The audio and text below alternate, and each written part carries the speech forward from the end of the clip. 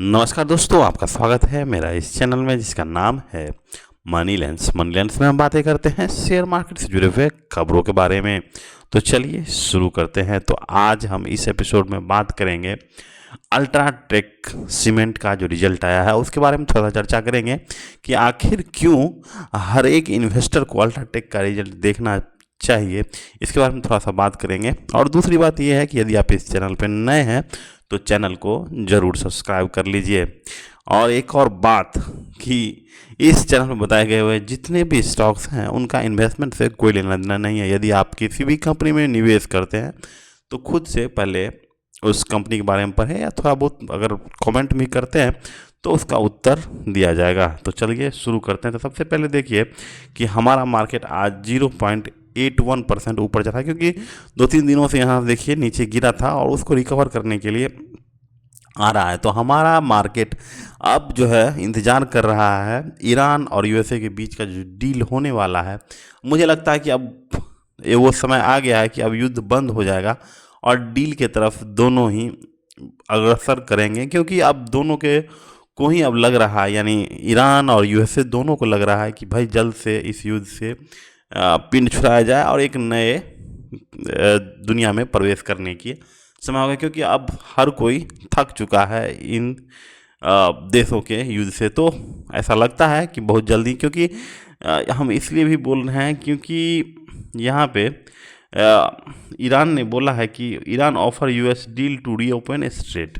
तो Iran offer क्या है यूएसए को कि भाई अब जो है एक डील पे हो जाए, लेकिन हम अभी न्यूक्लियर पे बात नहीं करेंगे। तो देखते हैं कि अब यूएसए का क्या स्टांस होता है इस चीज़ पे, लेकिन ज़्यादा उम्मीद लगता है कि एक म्यूचुअल एग्रीमेंट हो जाए, ऐसा आशा करते हैं। कि पता नहीं होगा कि नहीं, वो तो अब भगवान ही जाने कि क्या होने वाला है।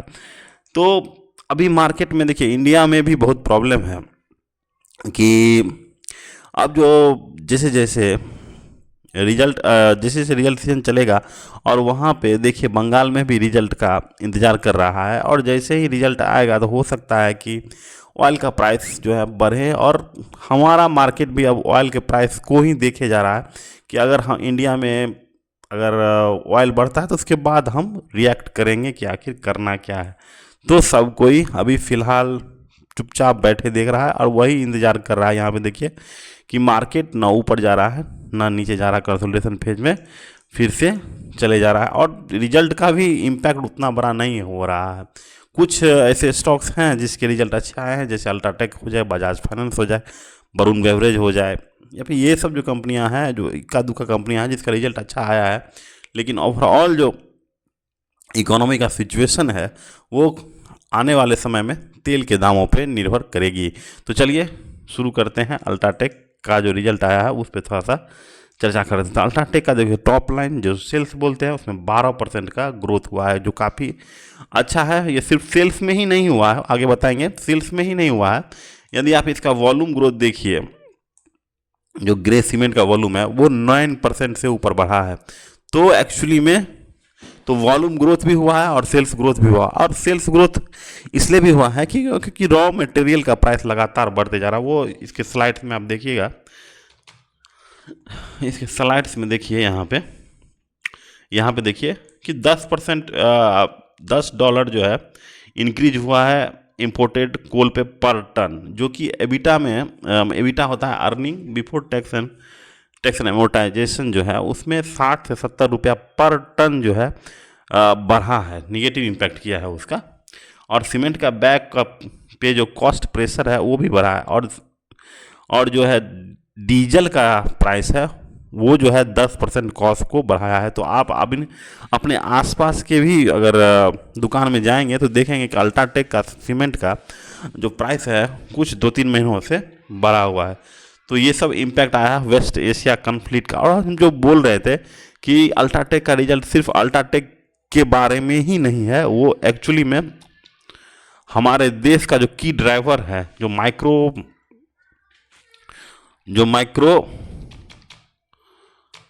यहाँ देखिए जो माइक्रो सेंटीमेंट है, माइक्रो इंडिकेटर जो है उस पर भी निर्भर करता है। यहाँ पे देखिए की ड्राइवर देखिए नॉर्थ में देखिए इंफ्रास्ट्रक्चर, ठीक है, यहाँ पे देखिए इंफ्रास्ट्रक्चर, कॉमर्शियल, हाउसिंग और रूरल, ये है ICHR।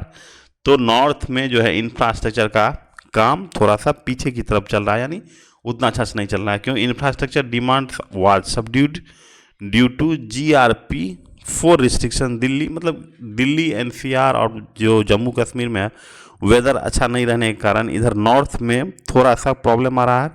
उधर देखिए आप साउथ में इंफ्रास्ट्रक्चर में अच्छा काम हो रहा है, और बाकी सब जो 3 और पैरामीटर्स हैं जैसे कमर्शियल और हाउसिंग और रूरल, ये सब में पूरे इंडिया में अच्छा ग्रोथ दिखे जा रहा है। इसके कारण ही आप देख रहे होंगे कि टॉप लाइन में जो 12% दिखा है सेल्स में, यहाँ पे देखिए सेल्स में जो 12% दिखा है वो 9% जो है, समझिए 9% के आसपास वॉल्यूम ग्रोथ किया है, और 2% जो बचा है उसमें प्राइस इंक्रीज, 3% जो है वो प्राइस इंक्रीज से इनको प्रॉफिट आया है पिछले ईयर से। तो ठीक है, तो एक्चुअली में अल्ट्राटेक जो है काफ़ी अच्छा धमाकेदार रिजल्ट करता है। और अल्ट्राटेक को एक और चीज़ के लिए भी आप देख सकते हैं, क्योंकि पिछले हमारे वीडियो में अब तो 1 साल के आसपास हो गया, इन्होंने वायर और केबल इंडस्ट्रीज में अपना जो है कदम रखा था, तो और उसके लिए जो है इसमें प्रोविज़न किया हुआ है। यहाँ पे देखिए,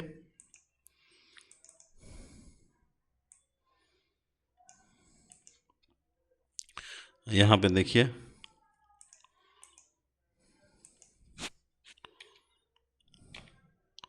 और हाँ वायर केबल में देखिए, यहाँ पे देखिए,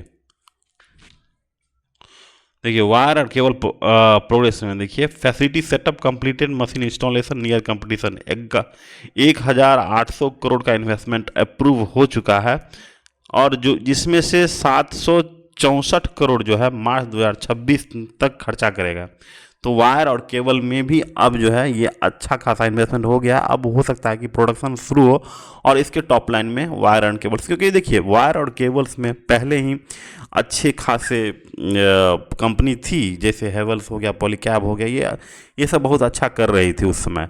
तो देखिए जो भारत है उसका मेंटलिटी यही है कि कोई भी सेक्टर में अगर अच्छा पैसा बनता है तो बाकी सब जो है उसमें घुसना चाहते हैं कि भाई हम भी पैसा बना ले। तो यही चीज़ अल्ट्राटेक में भी हुआ है। अल्ट्राटेक क्या अच्छा वायर और केबल्स बना सकती है या नहीं, ये तो अब समय बताएगी कि भाई इसमें इसका क्या कैसा करने का है, ठीक है, कि कैसा कर पाएगा। दूसरी बात ये है कि अल्ट्राटेक जो है एक नया प्रोडक्ट भी लॉन्च किया है, जो वेदर शील्ड जो है, वेदर प्रो शील्ड जो वाटर प्रूफिंग सिस्टम है, ये सब नए प्रोडक्ट बनाया है। तो एक्चुअली में किसी भी कंपनी का जो सेल्स ग्रोथ होता है उसमें जो नए नए प्रोडक्ट्स ला रहे हैं या उसमें कितना इनोवेशन कर रहे हैं, ये सब चीज़ों का बहुत ज़्यादा इम्पैक्ट होता है। अगर कंपनी नए प्रोडक्ट्स ला रहे हैं तो आने वाले समय में वो अच्छा खासा इस प्रोडक्ट से भी एक कमाना शुरू करेगा। तो इंफ्रास्ट्रक्चर में तो जैसे देख रहे हैं कि अच्छा कर ही रहा है। कुमार भास्कर वर्मा सेतु आसाम नोएडा इंटरनेशनल एयरपोर्ट उत्तर प्रदेश, तो एक्चुअली में ये अच्छा जो इंफ्रास्ट्रक्चर प्रोजेक्ट है उसमें इन्वेस्टेड है, खासकर साउथ है फिर नॉर्थ है उसमें देखिए। और दूसरी बात है कि ग्रीनफील्ड जो प्लांट है विशाखापट्टनम में 3 MTPA यानी मेट्रिक टन कैपेसिटी का आंध्र प्रदेश में लगा रहे हैं, शाहजहांपुर में लगा रहे हैं 2.7 मेट्रिक टन का, और पेटनी कोटा आंध्र प्रदेश में 3.6 मेट्रिक टन का लगा रहे हैं। तो एक्चुअली में तो हर एक देखिए, सीमेंट एक ऐसा प्रोडक्ट है जो कि हर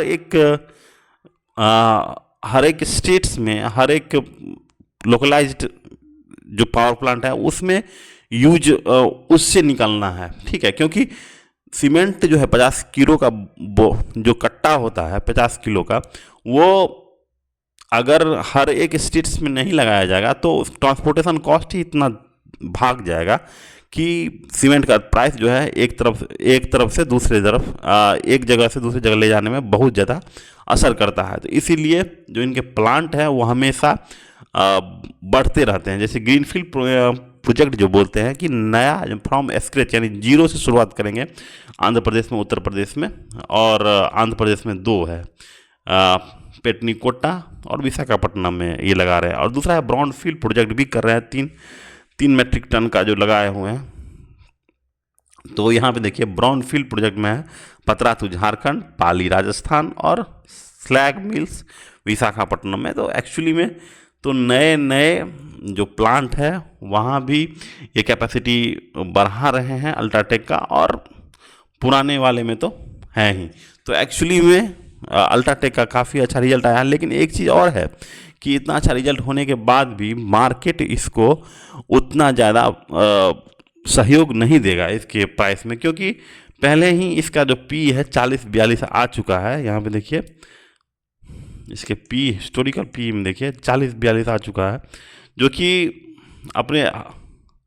अपना जो मीन पी है उसके आसपास आ गया है। और यहाँ से जब तक इससे ज़्यादा ग्रोथ नहीं करेगा तब तक मार्केट इसको वैल्यूएशन नहीं देगा, क्योंकि 40 के पी पे जाने के बाद कोई चमत्कार ही इसको ऊपर की तरफ ले जाएगा। लेकिन बेसिकली आपको 11-12% का जो सेल्स ग्रोथ है उतना प्रॉफिट आपको, यहाँ पे देखिए सेल्स ग्रोथ 16% है, तो साल का 16% 17% आपको ये ऐसे देगा। लेकिन इसका जो मतलब कि आपका पैसा बनेगा जब इसका पी एक्सपेंशन होगा, उसके लिए तो कोई बुल मार्केट चाहिए। लेकिन फिलहाल बुल मार्केट नहीं है, तो पी इतना ही रहेगा और आपका जो सेल्स ग्रोथ है उसी के हिसाब से आपको प्रॉफिट मिलने की संभावना है। ठीक है। और दूसरा ये तो हो गया अल्ट्राटेक का। यदि आप देखिए वरुण बेवरेज का भी देख लीजिए थोड़ा बहुत। वरुण बेवरेज बहुत अच्छा रिजल्ट आया है, जिसके कारण आज इसका स्टॉक देखिए 5 से 6% के लिए ऊपर चढ़ा है। लेकिन इसका स्टॉक पी जो है अभी तक का सबसे लोएस्ट पे ही आएगा, क्योंकि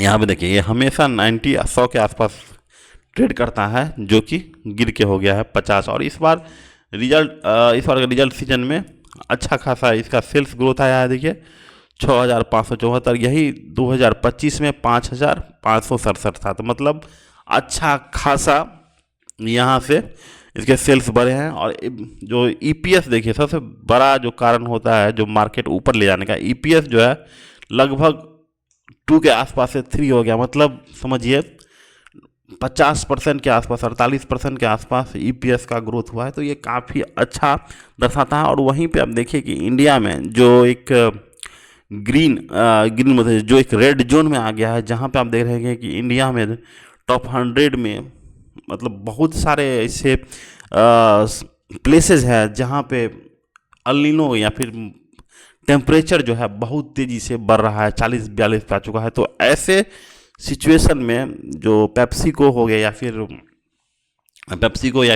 फिर बोल सकते हैं वरुण बेवरेज जैसी कंपनियां होगी, ये अच्छा खासा मुनाफा आने वाले समय में बनाने की आशा रखती हैं। तो आज बस इतना ही रखते हैं, कल फिर मिलते हैं। तब तक के लिए नमस्कार। चैनल को जरूर लाइक शेयर सब्सक्राइब करें। Thank you, have a nice day.